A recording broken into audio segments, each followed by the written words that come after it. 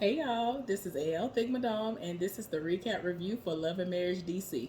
So the episode started where it left off last time, where we saw Monique and her husband in separate rooms because she had just got to a point where she shut down, didn't want to talk to him no more, and production trying to figure out, what's going on. One person at her side, the other person at his side, and he like, I don't know what she really want like that because trying to talk to her, she don't want to talk. Now she in the room talking to the other person, and she's just basically like, I want us to get on the same page. Like, it just is what it is. So he re-enters the room, and he was like, is it okay if I come in the room? Because she was still talking to the woman. She was like, yeah, you can come back. So she ended up crying. He talking about, I want us to do what we need to do. I love you and the kids. I'm here. If I didn't want to be here, I wouldn't be here with you and all this other stuff. What she's saying. And he was just like, I want the same thing you want. She was like, I just want us to be aligned. I thought that when we went on this trip to Africa, that it would help to bring us even closer because we already had some work we had to do. But yeah, it is what it is. So they're trying to fix some things. Part of me is still like, I feel like y'all just creating some foolishness to, bring in the ratings, but do what you do. I ain't mad at it.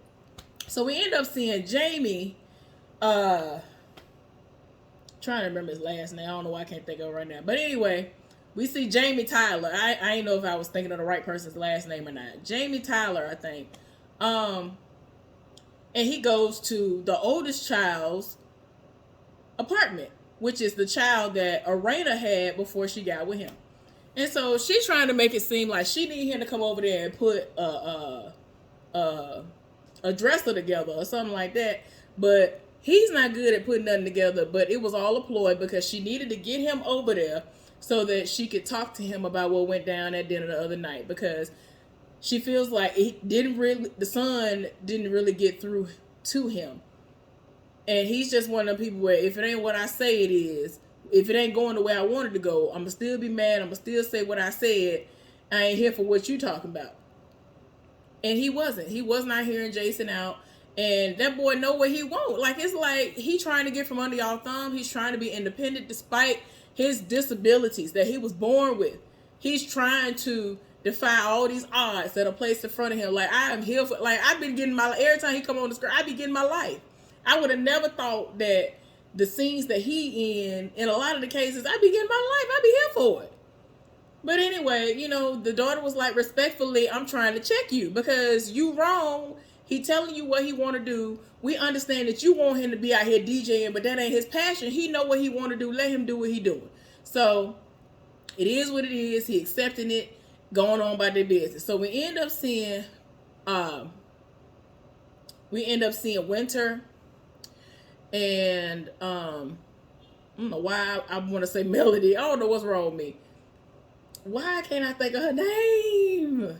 Monique. Because I'm like, it's an M. Why can't I think of her name in this moment? I was looking right at her face. We see the two of them link up, and Winter is explaining to her what popped off when she was out of the state, out of the state and all the country. Because I was like, not state, child, country. Because she was in Africa. Let her know that all this stuff was popping off. It is what it is. And she ain't here for Ashley. She over here calling DJ Silver, basically calling him tiny and all this other stuff, calling him a small man, all of this. Like, she really was reading it. So Monique is thrown off because she's like, I don't understand. Because she was like, look, I tried to link up with your friends because they your friends. I'm trying to be friends with them. And then Arena she seems like she's straddling the fence. One minute she seemed like she here for me and she understands the situation, but the next she coming for me. Like, I don't understand. So she trying to figure out what's going on and what she need to do because she wants to mend fences. But it is what it is. So she trying to get to the bottom of it, child. So moving right along, we end up seeing Jamie, Arena, the son, Jason, like all the kids that got together and they're going to this Gold Bowl event. It's like a Paralympics type of situation. I feel like I'm saying it wrong because I haven't seen those types of Olympics in a long time. I used to watch them on TV. Like, I love regular Olympics, or I used to, and I used to watch the ones with the people who had disabilities. So they're doing something where the ball that they're using, they have goal nets and balls. They have a ball that has a bell in it, and they basically roll it like a kickball, and you have to kind of lay on the ground and figure out where the sound is coming from so you can block it and all of that. So everybody who is a seeing being has to put on blindfolds. Arena and her daughter talking about my lashes though. The daughter's lashes are too big and too long, and I just don't understand why people be overdoing it with these lashes. They be looking a fool, looking like Snuffleupagus and all of them. Like, what? That is not cute. Like, the daughter is gorgeous. The daughter looks like Arena, except she thicker than her. That's it. Except she thick. Like, I don't be understanding. Like, you looking crazy for no reason by the eyelashes. I digress. So anyway, the two of them talking about their lashes. They start playing the game. And it's funny because his family on one side and him and another person, they are guarding the other area. Of course, his family losing. At least his family is receptive and they are playing with him. I like that they actually are including. I love when they include him in these activities. And in this instance, they are coming into his world for a little while. Because they all had to be blindfolded and have to rely on their sense of hearing to even play this game. Which they are playing horribly. It is what it is. So yeah, everybody done with the event. And so before everybody comes back together, the daddy, Jamie, wanted to talk to him and have a one-on-one. And he just wanted to let him know, I heard you.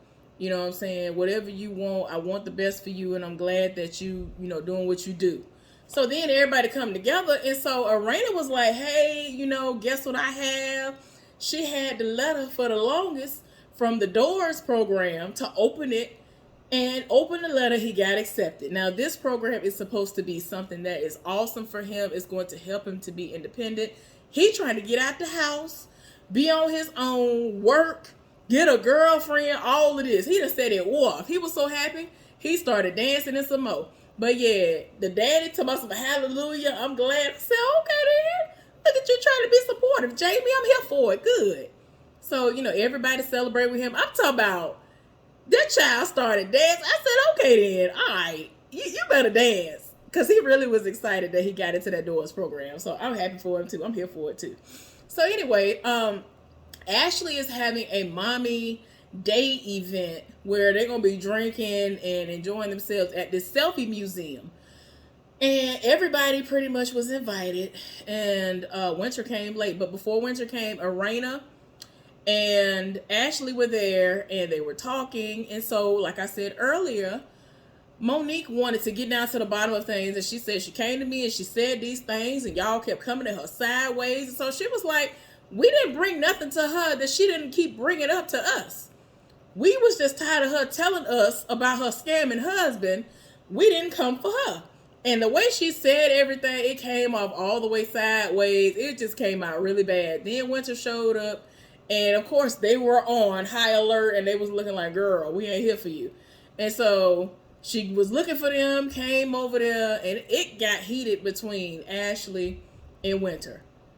Because she was just like, ain't nobody got time for this. And, like, what you got going on? Because Arena was like, had we known she was talking like this, we would have addressed this that day. Like, no. Like, she doing the most. Because for Ashley, she's talking about, oh, well, we heard these rumors about Ashley's husband. And she was like, no, like you doing the most. The stuff you talking about, you bring it up. But when you come into Monique, you over here talking about these rumors. Like, what is you talking about? Like, nobody is... And like, she was like, when she got there, she was talking and she was like, look, basically, with everything going on with your husband, if you were someone who was out of the house, you, just like the rest of the DMV, would have known what was going on and would have heard it. Because she talking about she ain't heard nothing. And she was like, girl, the rumors are out there. They are being said. Monique was talking about she ain't heard nothing. But the woman had to read her and was like, girl, you don't be outside like that. That's why you ain't heard nothing. Winter said that to her. So, yeah. Winter talking about she's been ambushed. And so Ashley was like, I don't understand. Like, I was the one who was ambushed. So I don't understand why she trying to act like she a victim. They going back and forth. eventually it got to a point where Winter was like, I gotta put on my good heels to come up in here to this selfie situation. This event ain't even worth these heels. She told her she can get out the event. Didn't nobody invite you like that anyway. You can be gone. She was like, oh, you ain't gotta worry about it. I'm going. And she was just like, I don't understand. So eventually she was escorted out by Monique. And Monique was like, yeah, I thought that I was going to help the situation, but I made it worse and wasn't trying to. And the ladies were like, yeah, because it came off completely different. Like, what is going on? Monique was even talking about, this is the most uncomfortable I've ever been. I was like, now, ma'am, we ain't finna go there. But anyway, it's a mess. So she had to get back to the event because she's there with another person. The person came to her and was like, we got to get online and start talking because there are people who are here and they're doing like I think they were doing a live podcast from that actual event space. But yeah, I was just like, oh my gosh, you arguing something terrible with this woman? Like, it was bad. So Angela ain't here for her. And has she ever been a slight bit, the slightest bit here for her, she ain't no more. But she was just like, nah, it's too much going on. And while she outside talking to her, she was like, nah, I ain't got time for this arena. And like, everybody was trying to talk to her, and she was just like, no, it just is what it is. I'm not here for her. Had I known it was going to be like this, I would have wore some flats like I was going to play with some little kids because this is what's going on. I'm not trying to fight. I'm too cute for that. Like, I ain't got time. But yeah, Monique made it worse. It is what it is. And so I'm like, child, let's move forward. So Arena and Jamie own a rental property that they are trying to get up and running, fixed, all of that. Now, the house looks like a mess and a half that nobody has been to clean. I mean, the most that they could have done, the least they could have done was to have somebody to come in and clean it up. Looked like somebody squatted in there, had parties in there, tore it down, and left out. Like, fire hazards all over the place. Like, the steps are rickety that you got to go up just to get to the house. Like, I don't know why he thought it might have been a squatter in there. Like, somebody would have to be really, really bad off. I'm talking about one of the steps that they had to go up after they got into the house. It was missing and broke off in some more. So he had to kind of help her to make sure she didn't trip up the steps. Like, sir, ain't nobody trying to do that. Then they got some business partners, I guess, that go in on this. But they talking about, oh, this place has been sitting for a year. We haven't done anything with it. We're going to have to do something. And they talking about it'll be like a good amount of money for them to get it, where it needs to be. And he checks on the place all the time. Raina was like, no, me and his wife, we are the ones who are constantly checking on this. Y'all ain't doing no work. We doing the leg work. But they trying to make it seem like they're going to get it up and running. They're doing what they do. So we going to see how that work out. Well, later on, after they leave out, because they actually started to kind of argue while they were in there talking to the folks. Arena went to an event.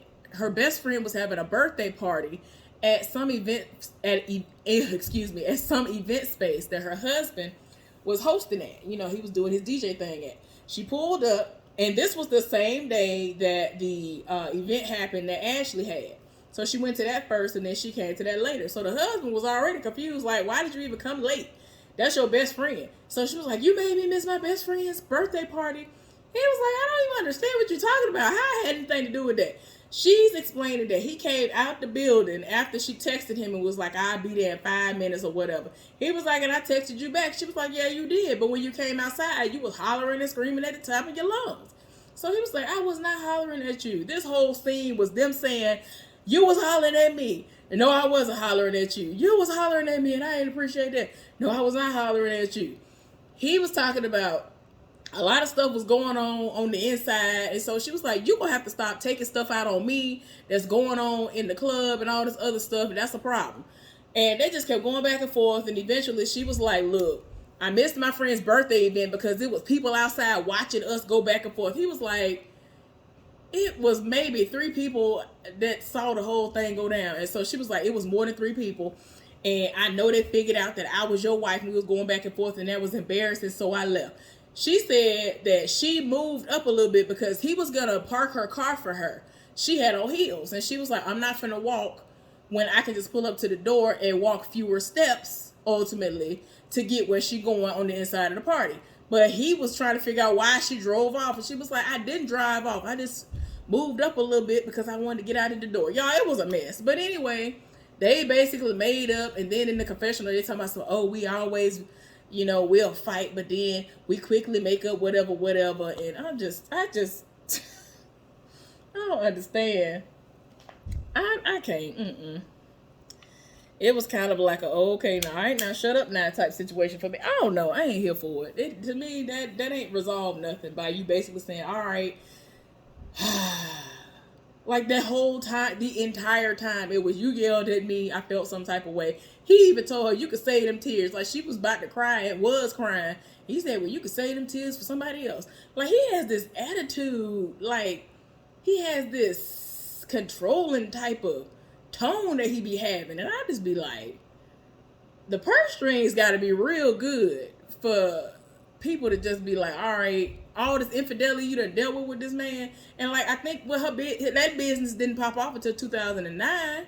And y'all been married almost, 30 years? Like, wait a minute, y'all doing too much. So anyway, I ain't here for it. I don't like that type of situation because it just seemed like y'all just been, in my mind, it kind of feel like y'all stayed together because you ended up pregnant with a couple of his babies and you was like, all right, I'm here.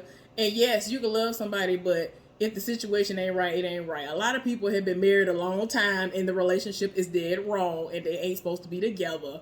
So for anybody trying to roll or talk about they've been married all this time, a lot of people been married forever and their relationships are trash. Every time I look up, they arguing. I'm gonna need for the good to outweigh the bad because I've been hearing way more bad than good. It just seemed like the good is they had kids that they love that came out the situation and he making good money from what he do. I don't know. Anyway, hopefully y'all enjoyed this. I'll be back later on with something else. Bye.